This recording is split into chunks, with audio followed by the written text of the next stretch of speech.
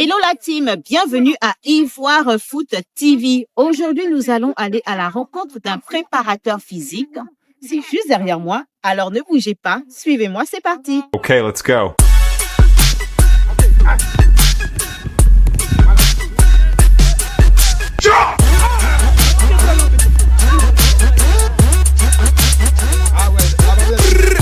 Rapprochez-vous. Monsieur, merci de nous recevoir. C'est moi qui vous remercie, madame. Alors, à l'état civil, nous avons affaire à qui, s'il vous plaît? À l'état civil, non, c'est quand il y a aux gens ivoiriens originaires de Naouko. Ah, ok. Alors, j'aimerais savoir quelle a été votre motivation pour être préparateur physique, en fait? Depuis ma abord, je suis coach même de formation et j'ai dirigé plusieurs équipes de football de Ligue 2 en Côte d'Ivoire de Détroit. Mais c'est un module qui est dans notre formation, qui est la préparation athlétique et physique. D'accord. Comme on a des sommités en Côte d'Ivoire, la matière, on fait en même temps ces modules-là dans notre préparation générale. Et donc, on peut à la fois intervenir en tant que tacticien et même comme préparateur athlétique ou physique. Donc, ça, c'est quelque chose qui est passionnant et ça me motive. Voilà pourquoi cette année, j'ai accepté d'être préparateur athlétique. D'accord. Maintenant, excusez-moi, quelle est la définition réelle d'un préparateur physique? Ouais, un préparateur physique, c'est un coach sportif qui met à la disposition de l'équipe ou d'un club des joueurs quand il a préparé l'oxygène, quand il a préparé la condition athlétique, physique qui sont nécessaires à la pratique du sport de haut niveau. On prépare les joueurs pour avoir une masse musculaire, pour pouvoir être puissant. On prépare les joueurs pour avoir de la vitesse, pour pouvoir vite intervenir. La puissance permet d'être présent dans les duels. Tout à fait. Voilà. Pouvoir bien bondir de façon horizontale ou de façon verticale, ça permet d'être aussi dans les duels aériens comme dans les duels au sol. En même mot, c'est le coach qui prépare les joueurs à pouvoir faire des efforts lorsqu'ils font un match. J'ai envie de dire des efforts surhumains. Bon, pas sur rien. Lorsqu'on prépare l'organisme, c'est une série de répétitions d'exercices. Et donc, on fait ce qu'on appelle un réservoir d'oxygène dans lequel l'organisme, les muscles vont tirer l'énergie nécessaire pour pouvoir répéter les efforts sans avoir des crampes. On contrôle, on sait quel est exactement l'effort qu'elle peut se donner l'athlète. Voilà pourquoi on fait des tests de contrôle. Ok. Il y a des tests d'évaluation, mais qui nous permettent en même temps de contrôler le niveau auquel on s'attend de façon athlétique, physiquement. En gros, pour voir s'il y a une progression. Voilà, pour voir s'il y a une progression, une régression.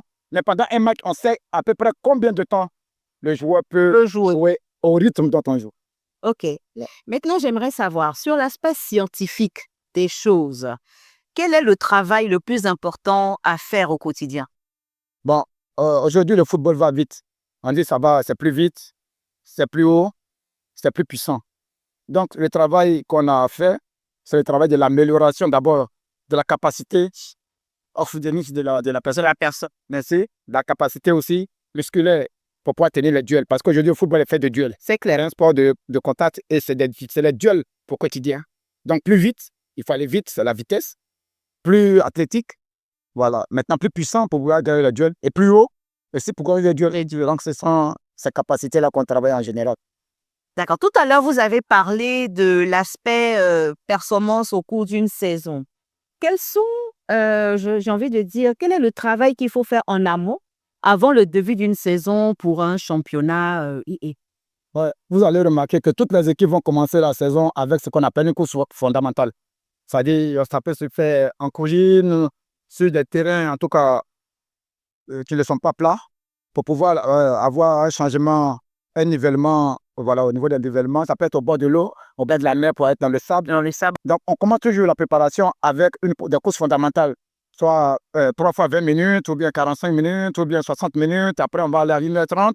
Et lorsque, au fur et à mesure, ça permet d'ouvrir les vannes, préparer le corps à la répétition des exercices. Et puis après ça, on va commencer à faire des exercices spécifiques qui vont consister soit à mettre la puissance, le gainage. Après chaque couche fondamentale, il faut toujours faire un gainage, un renforcement musculaire.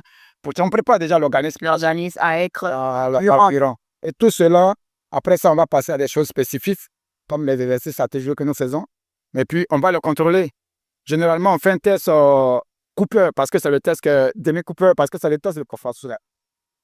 En exergue, parce que tout est réel. Même si vous n'avez pas de matériel nécessaire, vous ne pouvez pas faire des tests comme les autres tests, comme le Sargent Gain. Bon, le Sargent, on peut le faire parce que ce n'est pas trop compliqué à faire. Mais il y a des tests qui nécessitent, comme les yo-yo, et tout, qui nécessitent du matériel. Du matériel. Que nous n'avons pas sur place ici. Alors, donc, qu'est-ce qu'on fait? On peut faire peut-être un luc léger. Voilà, on peut faire les navettes et tout ça. Donc, ça, c'est au fur et à mesure. Mais on fait d'abord un press cooper, un demi-cooper, au bout d'une semaine, 10 jours de préparation, pour connaître le volume d'oxygène maximum de l'athlète. Et cela nous permet de faire des groupes de travail et de mettre les athlètes qui ont le même VMA ensemble. Là, le travail n'est pas qui s'attire vers le bas.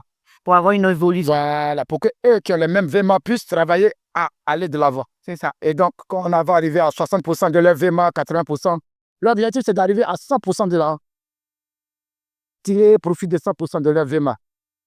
Mais comment c'est la compétition. Et pendant la compétition, on fait ce qu'on appelle l'entretien. L'entretien athlétique, on joue le samedi lorsqu'on fait la reprise. Le lundi, généralement, tous les clubs qui ont compétit vont faire ce qu'on appelle l'entretien. Le repos, on le fait dimanche. Généralement, si on a pu faire le décrassage le jour du match, c'est conseillé. Après le match, on peut faire le décrassage sur place, les étirements. Et le corps se repose, je vais dire, le lendemain. Et puis, quand on reprend, on va directement recharger les batteries qui ont été déchargées. On va les recharger le lundi ou le mardi, puis commencer à travailler. Là, si on ne fait pas l'entretien, on risque de vider tout le corps. Et c'est pas bon. Il faut l'entretenir.